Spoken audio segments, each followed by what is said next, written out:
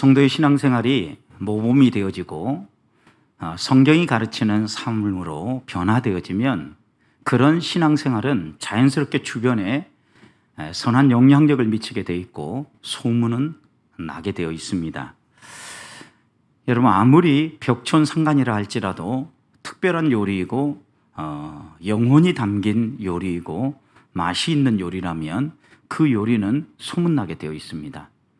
시간이 얼마나 걸리는가의 차이가 있을 뿐이지 반드시 소문나게 되어 있는 것처럼 우리의 신앙생활도 혼자만 시작한 신앙생활이고 또 하나님의 말씀을 따라 조용히 묵묵히 시선을 하나님께 고정하고 혼자 걸어가는 것 같아도 그 신앙이 바르게 되어지면 소문나게 되어 있고 주변 사람들에게 은근히 복음이 무엇인지 믿음 생활이 무엇인지 증언하게 되어 있다는 것입니다. 데살로니가 교회는 우리가 잘 알고 있듯이 3주간에 걸쳐서 바울에게 복음을 배운 교회입니다. 긴 시간 배웠던 교회가 아닙니다. 또 그들이 신앙생활하기 좋은 환경에서 신앙생활하는 건 아닙니다. 환경이 열악했고 짧은 시간에 배웠음에도 불구하고 믿음의 좋은 열매들이 맺혔습니다. 믿음으로 살아가는 삶의 열매들이 있었다라는 거죠. 사랑하고 섬기면서 수고하는 사랑의 열매들이 맺혔고 소망 가운데 아무리 힘들어도 흔들리지 않고 끝까지 붙잡고 따라가는 인내의 열매가 그들의 삶에 맺혀진 겁니다. 그래서 오늘 말씀도 보면 이들의 이런 신앙생활이 주변에 있는 여러 사람들에게 자연스럽게 소문이 났다, 이렇게 말씀하시죠. 그래서 모범적인 신앙생활을 하면 그 신앙생활은 감추려고 해도 드러나게 되어 있고 자연스럽게 소문이 나게 되어 있다는 겁니다. 소문나는 신앙생활, 오늘 7절 말씀 보십시오. 그게 어떤 신앙생활인지 분명히 이야기합니다. 그러므로 너희가 마게도냐와 아가야에 있는 모든 믿는 자에게 무엇이 되었다? 본이 되었다, 이렇게 얘기합니다. 본이 되었다. 모든 믿는 자에게 본이 되었다라는 것은 모범이 되었다라는 의미인데 7절 다시 보십시오. 그러므로 너희가 그랬어요. 여기 여러분, 데살로니가 교회의 성도 한 사람이 아닙니다. 데살로니가 교회에 있는 성도 여러 사람이, 또 너희라고 얘기했을 때 이것은 데살로니가 교회 공동체를 이야기한 겁니다. 여러분, 그러니까 교회 안에 있는 성도들이 다 같이 추구하는 가치가 한 곳으로 모여진 겁니다. 그것이 무엇입니까? 복음을 따라 살아가는 삶. 하나님의 가르쳐 주시는 말씀을 마음에 새기고 그 말씀에 따라서 믿음과 사랑과 소망의 열매가 맺히는 삶으로 데살로니가 교회 성도들이 하나로 똘똘 뭉쳤다라는 겁니다. 여러분, 그러니까 그런 데살로니가 교회의 아름다운 신앙생활이 주변에 있는 모든 사람들에게 모범이 되었고 소문이 났다는 것입니다. 여러분, 성도의 삶은 예수님이 생각나게 해야 합니다. 성도의 삶은 그 사람이 얼마나 열심히 있는지, 그 사람이 어떤 달란트를 가지고 있는지를 보여주는 삶이 아닙니다. 성도의 삶은 곰곰이 주변에 있는 사람이 보니까 저 사람에게서 예수의 냄새가 나네, 이렇게 말할 수 있어야 되는 겁니다. 나는 죽고 내 안에 그리스도가 사는 삶입니다. 데살로니가 교회 성도들이 그렇게 살았기 때문에 그들의 신앙생활이 소문이 났던 겁니다. 만약 인간적인 열심이었다고 하면 잠시 동안 소문은 났을지 모릅니다. 그 주변 사람 정도에게 소문이 났을지 모릅니다. 그런데 이 데살로니가 성도들의 신앙생활은 8절 말씀을 보면 주의 말씀이 너희에게로부터, 주의 말씀이 데살로니가 성도들을 통하여서 어디로 흘러가고 있는지 말씀하고 있는 거죠. 마게도냐와 아가야에만 들릴 뿐만 아니라 하나님을 향하는 너희의 믿음의 소문이 각처에 퍼졌다 그랬습니다. 여러분, 그런데 무엇이 전달되고 있습니까? 데살로니가 교회 성도들이 모범적으로 신앙생활한 것이 소문이 나고 있는 게 아니라 무엇이요? 8절 보니까 주의 말씀이 그랬어요. 데살로니가 교회 성도들에게 주의 말씀, 복음이 들어가서 그 복음이 데살로니가 교회 성도들의 삶을 변화시키고 그들의 삶을 통과해서 아가야로, 마게도냐로, 그리고 그 주변 각처에 각각의 지역으로 퍼져나갔다. 여러분, 이렇게 말씀하는 걸 보면 좀 과장된 건 아닐까, 이렇게 생각해 볼 만도 합니다. 그런데 여러분, 바른 신앙생활은요, 제일 먼저 자신을 변화시킵니다. 그리고 그 사람과 함께 있는 가족이 변화되겠죠. 그리고 이렇게 변화된 성도가 함께 신앙생활하는 공동체가 변화되겠죠. 교회가 변화되는 거죠. 지역 교회가. 그러면 이 지역 교회가 변화되면 이 지역 교회가 소속되어 있는 지역이 변화되겠죠. 그게 데살로니가 지역을 전체적으로 변화시킨 거예요. 하나님의 말씀은 이런 것이고 그 말씀을 따라 살아가는 사람들이 저렇게 사는 거야 라고 입을 모으게 된 거죠. 이런 소문이 데살로니가에서 머물지 않고 데살로니가에 가까이에 있는 아가야로, 또 아가야를 넘어서 마게도냐로, 그리고 점점 퍼져나가기 시작해서 그 주변 모든 지역에 각처에 퍼져나갔다, 이렇게 이야기하고 있는 거죠. 그러니까 데살로니가 교회 성도들의 삶이 퍼져나간 것이 아니라 하나님의 말씀이 얼마나 능력이 있고 하나님의 말씀이 한 개인의 삶, 한 가정의 삶, 한 교회의 삶을 어떻게 바꾸어 놓았는지를 계속해서 퍼져나갔다라는 거예요. 주체가 분명한 거예요. 하나님의 말씀이 이렇게 놀랍게 변화시켜갔다. 말씀이 이끄시는 성도, 말씀이 이끄시는 가정, 말씀이 이끌어가는 교회였다라고 소문이 났다는 겁니다. 사랑하는 성도 여러분, 저도 우리 보배교회가 이런 소문이 났으면 좋겠습니다. 우리의 열심과 우리의 노력이 아니라 하나님의 말씀을 받은 성도들을 보니까 말씀이 이렇게 바꿔놓는구나. 개인만 바꿔놓은 줄 알았더니 가정을 바꿔놓았고 교회 성도를 바꿔놓았고 가양동에 있는 사람들을 바꿔놓았고 강서구에 있는 사람들에게 소문이 퍼져가더니 이제는 서울 장안으로 우리나라 곳곳에서 신앙생활 하려고 하면 이렇게 말씀을 따라 살아야 된다라고 소문이 났다는 것입니다. 저는 우리 보배교회에 이런 소문이 나기를 소망합니다. 소문을 내려고 해서 데살로니가 교회에 이 소문이 난 게 아닙니다. 말씀을 제대로 받고 그 말씀을 따라 살아가니까 믿음의 아름다운 본이 생겼고 자연스럽게 그 다음 소문이 난 거예요. 소문 내려고 한 게 아니에요. 막 일간지에 광고하고 인터넷에 광고하고 또 유튜브에 광고해서 이런 교회가 있다더라 라고 소문을 내서 소문이 난 게 아니라 그런 인터넷이 있었던 것도 아니고 홈페이지가 있었던 것도 아니지만 한 사람을 바꿔놓는 이 강력한 영향력, 복음의 영향력이 그 주변 지역으로 퍼져나가서 좋은 소문을 만들어냈다는 것입니다.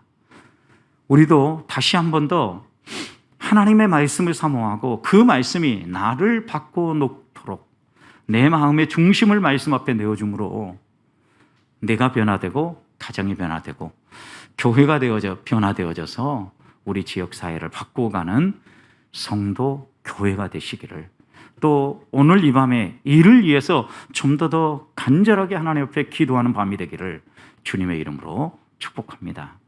두 번째, 그러면 데살로니가 교회 성도들은 어떻게 이렇게 변화될 수 있었습니까? 그들이 이렇게 변화되어 소문이 날 수 있었던 비결이 무엇입니까? 5절 말씀, 6절 말씀을 보십시오.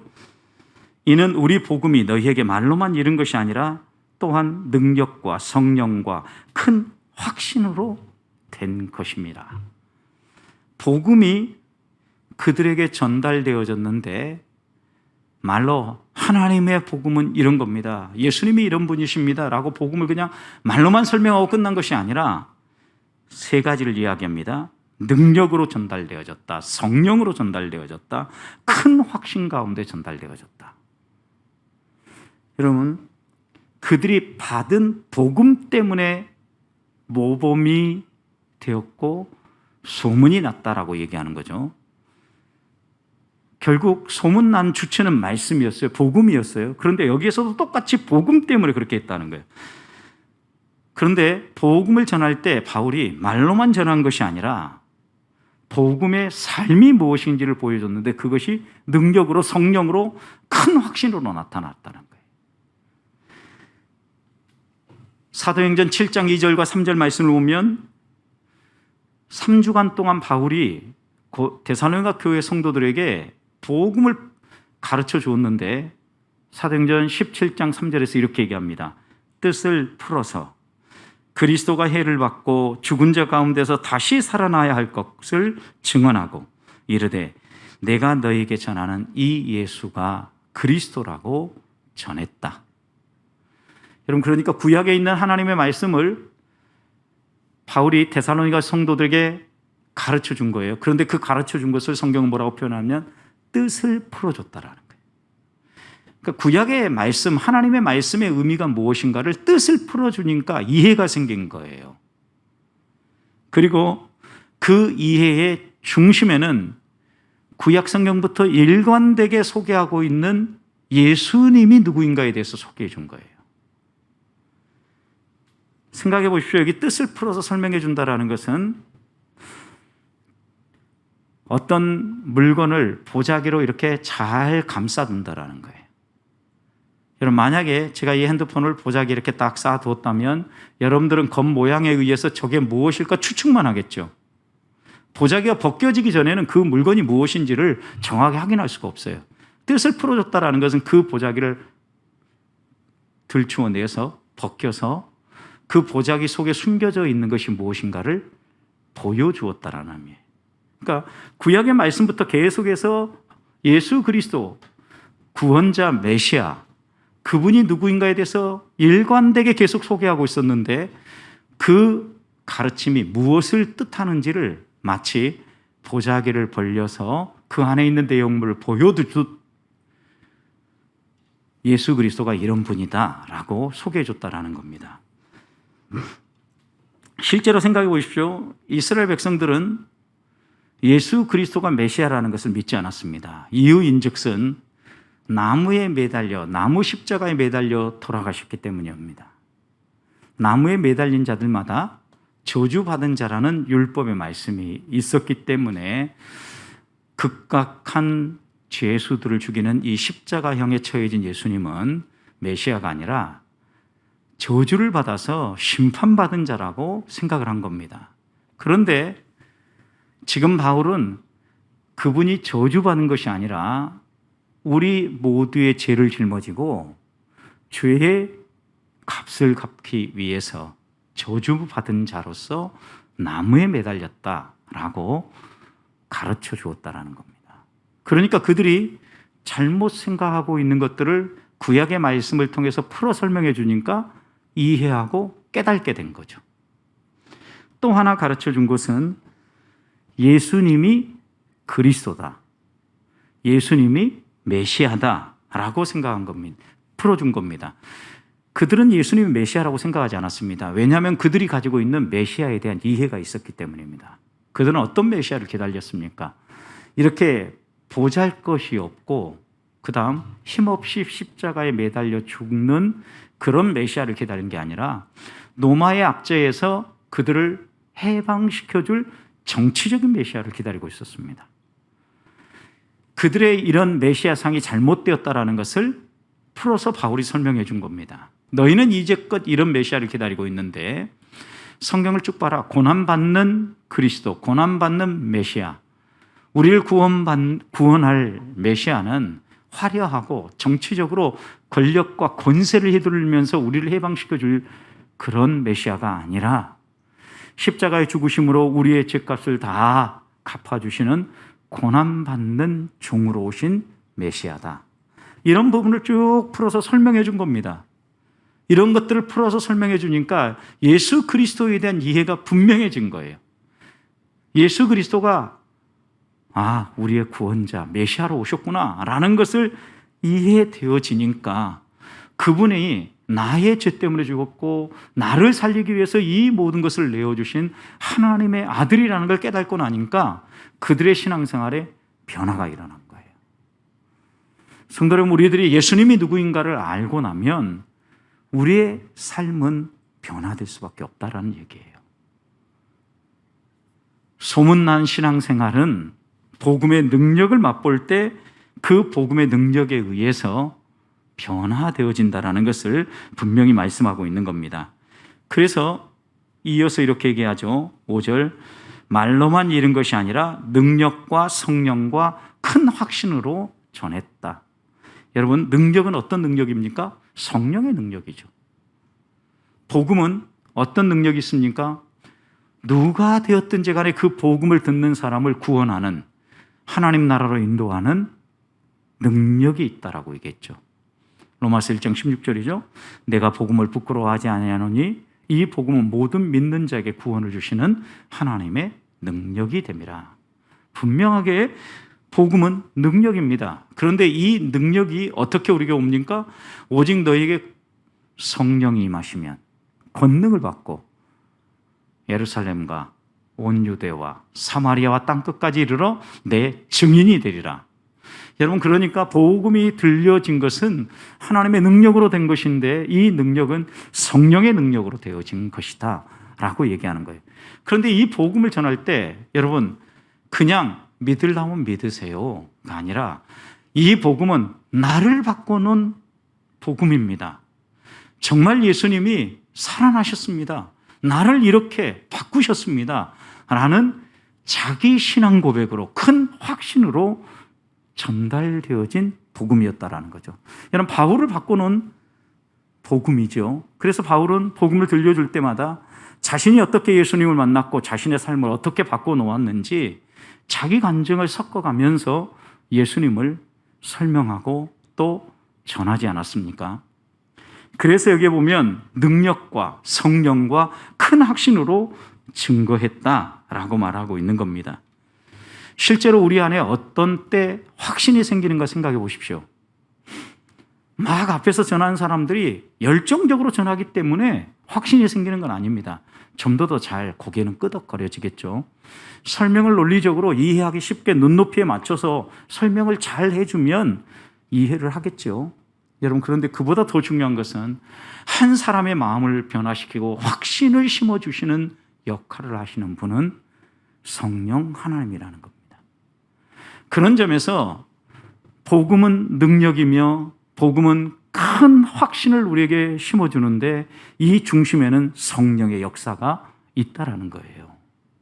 결국 바울이 복음을 전하고 하나님의 말씀을 풀어서 설명해 줄 때 성령께서 이 데살로니가 성도들의 마음을 만져주셨다라는 겁니다.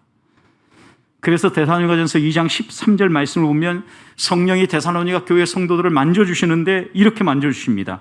이러므로 우리가 하나님께 끊임없이 감사함은 너희가 우리에게 들은 바 하나님의 말씀을 받을 때, 그들이 복음을 들을 때요, 바울이 복음을 풀어서 설명해 줄 때, 받을 때 어떻게 받았냐? 사람의 말로 받지 아니하고 하나님의 말씀으로 받았다라는 거예요. 여러분, 그러니까 하나님의 말씀을 풀어줄 때 성령이 역사하고 성령이 깨달음을 주시니까 그들이 이거 바울이 가르쳐준 바울의 말이 아니라 하나님의 말씀이야 라고 그 말씀을 하나님의 말씀으로 받았다는 겁니다. 여러분, 사람이 변화되어지는 것은요, 이래서 전적으로 성령의 역사인 거예요. 내가 아무리 믿으려고 해도 믿어지지 않으면 받아들일 수가 없지 않습니까? 그런데 성령께서 우리에게 찾아오셔서 우리의 마음의 문을 열어주시고 하나님의 말씀으로 받게 해주시고 깨닫게 해주시면요, 믿지 않으려고 해도 믿어지는 거죠. 이게 성령의 역사인 겁니다. 사랑하는 성도 여러분, 그래서 우리들이 바른 믿음의 삶을 살기 위해서는요, 하나님의 말씀을 대하는 자세가 분명해야 되는 거죠. 하나님이 우리에게 말씀을 들려주실 때 어떤 설교자가 어떻게 그 뜻을 풀어주든지 간에 하나님이 내게 풀어주신다라고 믿고 받아들여야 되는 거죠. 부활하신 주님과 함께 엠마로 내려가는 두 제자가 대화할 때 어떤 일이 벌어졌습니까? 아무리 설명을 해줘도 잘 알지 못합니다. 그런데 분명한 한 가지는 하나님의 말씀을 풀어 설명해 줄 때 이 엠마로 내려가는 두 제자는요, 자신들의 가슴이 막 뜨거워지는 것을 깨달았어요. 여러분, 가슴이 뜨거워졌다는 말이 무엇입니까? 성령이 만지셨다라는 거죠. 우리 주님이 만지셨다라는 거죠. 언제요? 말씀을 풀어줄 때. 말씀을 풀어줄 때 그들의 마음을 하나님께서 만지시니까, 성령께서 뜨겁게 하니까 한 곳에 머물러서 음식을 나눌 때, 그리고 주님께서 그 떡을 떼어 주실 때 그들의 눈이 열린 거예요. 예수 그리스도인지 알아본 거죠. 복음을 깨닫게 되는 역사가 일어난 겁니다. 이런 점에서 우리들이요, 하나님의 말씀을 대할 때 우리의 마음을 열고 받아들이는 것, 하나님의 말씀으로 받는 일은 매우 중요해요. 성령께서 역사하시고 우리들이 그렇게 받아들이면 복음은 능력이기 때문에 반드시 우리를 변화시킬 뿐만 아니라 우리의 삶을 소문난 모범적인 신앙으로 세운다라는 겁니다. 이런 하나님의 역사를 믿고 우리가 사모해야 될 것은요, 복음입니다. 말씀입니다. 말씀을 사모하고 말씀이 풀어서 내게 다가올 때 하나님의 말씀으로 받는다면 성령께서 일하시고 우리를 모범적인 신앙인들로 다듬어 주실 것을 믿고, 이 밤에 하나님 내게도 하나님의 말씀을 이렇게 대할 수 있는 마음을 주시옵소서. 그리고 내가 이런 마음으로 하나님의 말씀을 들을 때마다, 받을 때마다 성령의 역사를 경험케 해 주시옵소서. 기도하며 나아가는 성도들이 되기를 축복합니다. 마지막입니다. 그들에게는 또한 이렇게 좋은 소문이 날 수 있었던 것은 좋은 모델이 있었기 때문입니다. 6절 말씀을 보십시오. 또 너희는 많은 환난 가운데서 성령의 기쁨으로 말씀을 받아 우리와 주를 본받은 자가 되었다. 말씀을 받아서 신앙생활을 하는데 어떻게 신앙생활을 할까? 좋은 본이 있었는데 여기에 보면 우리와 주를 본받는 자가 되었다 그랬어요. 여러분, 그런데 순서에 잘 보셔야 됩니다. 순서. 보통 우리는 본받는다면 누구부터 생각합니까? 주를 본받는 걸 먼저 생각합니다. 그런데 재미있게도 오늘 본문의 말씀을 보면 우리와 주를 본받는 자가 됩니다.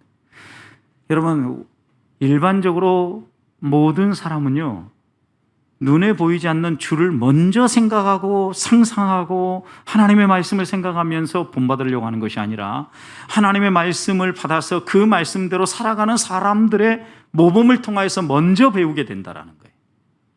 그러니까 우리 성도들이요, 바른 신앙의 모범들을 할 때, 좋은 모델이 되어질 때, 모범이 되어질 때 뒤이어 신앙생활하는 사람들이 그것을 통하여서 신앙생활이 무엇인가를 배우게 되어지고, 그 배움을 통하여서 누구를 바라보는 거예요? 주를 바라보게 되어진다는 거예요. 나를 보지 말고 주를 봐. 맞는 말 같지만 여러분, 우리는 책임을 회피하는 거예요. 내가 주를 본받은 것처럼 너희들도 나를 통해서 주를 바라봐. 지금 바울은 우리에게 이렇게 신앙생활하라고 교훈하고 있는 겁니다. 우리가 신앙생활을 할 때 항상 놓치지 말아야 될 것이 있습니다. 이런 마음가짐이 있어야 우리의 삶이 다듬어지고 우리의 삶이 모범이 되어진다는 거예요. 바울이 데살로니가 교회 가서 어떻게 복음을 전하고 그들에게 어떻게 사역을 했습니까? 데살로니가전서 2장 9절 10절 말씀 이어서 보면, 형제들아 우리가 수고하고 애쓴 것을 너희가 기억할 것인데 너희 아무에게도 폐를 끼치지 않게 하여 밤낮으로 일하면서 너희에게 하나님의 복음을 전했다 그랬어요. 여러분, 그러니까 분명히 5절 하반절에서 너희에게 우리가 어떠한 모습으로 본을 보였는지 너희가 잘 알지 않느냐라고 얘기했는데, 그 본을 보인 모습을 데살로니가전서 2장 9절 10절에서는요, 아무에게도 피해를 입히지 않기 위해서요, 얼마든지 그가 선교 헌금도 받고 후원도 받으면서 복음 전하고 말씀을 가르칠 수 있었음에도 불구하고 밤낮으로 일하면서 수고하고 땀을 흘려가면서 복음을 전했다라는 거예요. 모범을 보인 거예요. 또 10절, 너희 믿는 자를 향하여서 어떻게 거룩하고 옳고 흠없이 행하였는지 너희가 아는 바라 그랬어요. 옳게 행하고 흠없이 행하고 바르게 믿음의 길을 걸어간 것 너희가 보고 다 알지 않느냐. 좋은 본을 보인 거예요, 바울이. 데살로니가전서 2장 14절에서는 이렇게 얘기했습니다. 바울만이 아니라 그리스도 예수 안에서 유대에 있는 하나님의 교회들을 본받는 자가 되었다. 여러분, 그러니까 초대교회 보세요. 초대교회는요, 자기들만 생각하고 나만 그냥 먹고 살아야지 이게 아니라요, 말씀대로 살고자 몸부림치니까 이 말씀대로 사는 삶이요, 그 주변에 있는 사람들에게 좋은 본이 되었다라는 걸 한결같이 얘기하고 있는 거죠. 그러니까 데살로니가 교회가 또 본으로 삼았던 게 단순히 바울만이 아니라 유대에 있는 교회들이 어떻게 신앙생활하는 것 그들이 들어서 알고 본으로 삼고 따라갔다라는 거죠. 사랑하는 성도, 오늘 우리 시대는요, 참 본보기가 사라져가는 시대입니다. 교회에도 좋은 신앙의 모델들이 있어야 되는데요, 갈수록 이런 모델들이 사라져가고 있습니다. 안타까운 시대입니다. 권위가 무너져가고 절대 가치가 무너져가는 시대이기 때문에 아마도 선뜻 나를 보고 신앙생활해, 나를 따라와 라고 말하는 사람들도 줄어들고 있고, 실제로 우리 안에서도 이런 말을 하지 않으니까 우리의 신앙생활도 그 열정이나 모든 면에서 식어가고 있다는 거예요. 상황에 적응을 하고 환경에 맞추어서 우리의 신앙도 내려가고 있는 겁니다. 아이들이 어렸을 때 여러 가지 추억들이 있는데 정말 아이들은요, 본대로 행동합니다. 여름이었던 것 같습니다. 제가 콘도에 이렇게 잠깐 시기에서 가족들과 함께 갔는데 좀 더워서 나지에이터를 통하여서 에어컨 바람이 나오는 곳이었는데, 나지에이터 가서 제가 걸터 앉아 있었더니 큰애가 와가지고 그 옆에 딱 앉는 거예요. 자기도 그대로 아빠가 하는 대로 본대로 따라하는 거죠. 그런데 곰곰이 보니까 큰애도 저를 따라서 하지만 둘째도 따라하는데, 저를 보고 따라하기도 하는데 둘째는요, 큰애를 보고 또 따라서요. 여러분, 그러니까 보세요. 모범이라는 것은요, 대를 이어가는 거죠. 그러면서 아내하고 제가 이야기했던 것 가운데 하나가, 야, 큰애만 잘 키우자. 그러면 둘째는 큰애 보고 자동으로 따라올 거야. 왜냐하면 이게 모범이라는 게 매우 중요한 거거든요. 가르침이라는 것은 대물림처럼 내려가는 거거든요. 저도 어렸을 때 위에 있는 형님들이 동생들에게 영어를 가르쳐주고 수학을 가르쳐주고, 또 누님이 저에게 수학을 가르쳐주고 영어를 가르쳐주고, 대물림을 통하여서 배우고 또 실력을 쌓고 공부를 하고 이어달리기를 하는 이런 가정에서 컸어요. 본이라는 것은요, 보고 배우면서 자연스럽게 따라가는 거죠. 신앙생활도 마찬가지예요. 우리 교회 안에서 이런 모범들이 사라져버리면은요, 소문나는 것 아무리 기도해도 응답되지 않아요. 왜? 행동은 바꾸지 않고 열망은 사라져가고, 하나님 앞에 이렇게 해 주십시오라고 기도한다고 해서 이루어질 것을 믿는 것은요, 어리석은 행동인 거죠. 데살로니가 교회 성도들이 바울과 그 일행을 보면서 본받았던 것이 있습니다. 6절을 보십시오. 6절을 보면 너희는 많은 환난 가운데서 성령의 기쁨으로 말씀을 받았다. 여러분, 그들이 고난 가운데 있는데 그 고난 가운데에서도 견뎌내는 것을 바울과 바울의 일행을 통하여서 배운 거예요. 신앙에서 이걸 배워야 되는 거죠. 복받고 만사형통하는 걸 배우는 것이 아니라 환난 가운데서도 낙심하지 아니하고 묵묵히 믿음의 길을 걸어가는 신앙의 본을 전수해 주어야 된다는 거예요.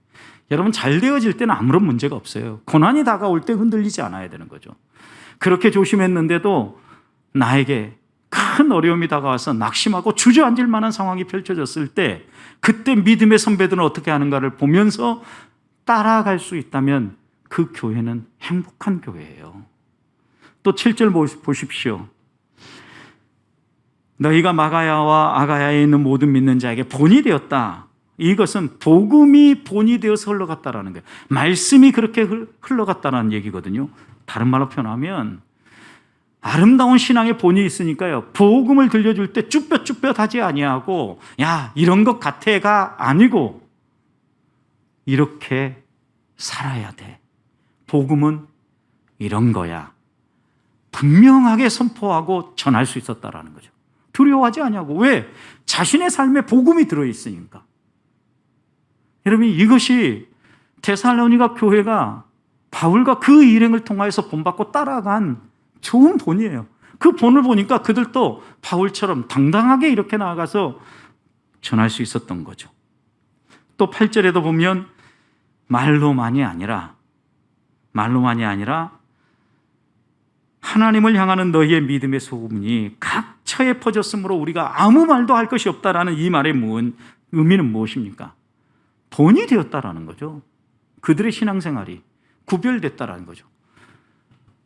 바울이 복음을 전할 때 모범적으로 복음을 전하니까 데살로니가 교회 성도들도 그 주변에 있는 지역 사람들에게 복음을 전할 때 그 본을 따라서 똑같이 전했다라는 게. 그러니까 바울이 뭐라 그래?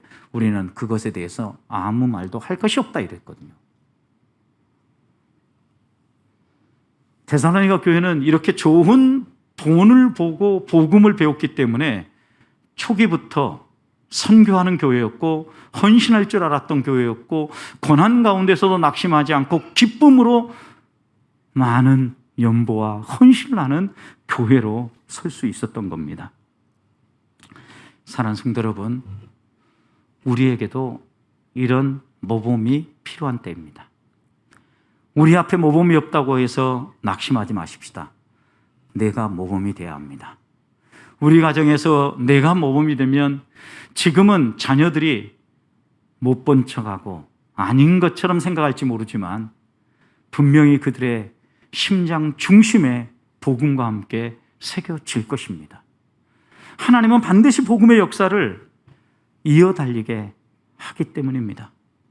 이제까지 건강한 교회들마다 좋은 본을 따라서 세워진 교회들이었습니다. 저는 확신이 있습니다. 방화동에 있는 7년 동안 분명히 우리 교회는 그 주변 사람들에게 특별히 많은 걸 하진 않았습니다. 복음이 무엇인가를 생각하고 묵묵히 하나하나 걸어갈 때 주변 사람들에게 교회가 어떤 곳인가 은근한 소문이 되었습니다. 주변에 교회를 가고 싶으면 도배 교회 가보라고 소개하는 사람들이 있었습니다. 이것이 진짜 교회의 모습 아니겠습니까? 우리들도 하나님 앞에서 이렇다 저렇다 우리가 신앙생활하는 게 본이다 이게 아니라 우리에게 좋은 본을 보여준 사람들을 따라서 묵묵히 걸어가면 그 본은 자연스럽게 우리의 삶을 통과해서 우리 주변 사람들에게로 흘러가게 되어 있다는 말씀입니다. 그런 점에서 나를 살피고 나를 세워야 합니다. 오늘 이 밤에 하나님께서 주신 은혜의 말씀을 따라서 하나님 내가 먼저 말씀을 따라서 복음을 능력과 성령과 큰 확신으로 받아서 모범적인 신앙생활을 하게 해주십시오. 다른 사람에게 보여주기 위해서가 아니라 내가 하나님 앞에 바로 섬으로 말미암아 주변 사람들에게 하나님이 어떤 분인가가 그리고 복음의 능력이 무엇인가가 성령의 능력이 무엇인가가 자연스럽게 나누어지고 전달되게 해주십시오. 이 밤에 이렇게 기도하면서 하나님 앞으로 더 가까이 나아가는 성도들이 되시기를, 그래서 소문난 교회가 될 수 있기를, 소문난 가정이 되시기를, 소문난 그리스도인들이 되시기를 주님의 이름으로 축원드립니다.